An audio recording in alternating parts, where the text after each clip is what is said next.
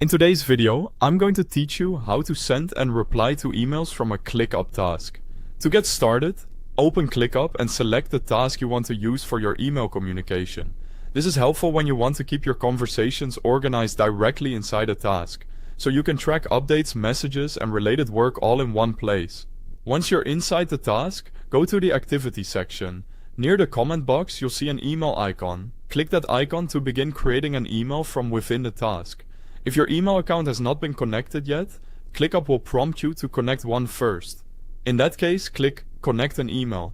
Next, choose your email provider and complete the connection process. This setup step allows ClickUp to send and receive messages through your email account.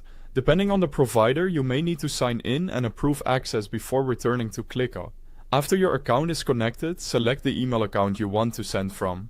This is especially useful if you have more than one connected account and want to make sure the message is sent from the correct address.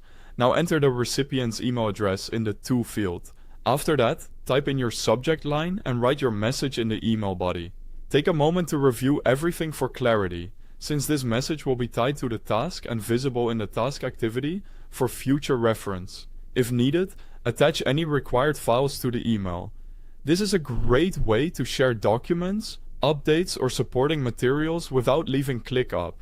Once everything looks good, click Send Email. After the email is sent, it will appear in the Tasks Activity section, making it easy to confirm what was sent and when. When the recipient replies, open the same ClickUp task again. Their response will appear in the Activity section, allowing you to continue the conversation without switching back and forth between platforms. This keeps your task-related communication centralized and much easier to manage. To reply, click the email reply option, write your response, and then click Send Email to continue the conversation. This creates a smooth email thread directly within the task, which can be especially useful for collaboration, client communication, or tracking project discussions over time. That's all there is to it. Thanks for watching.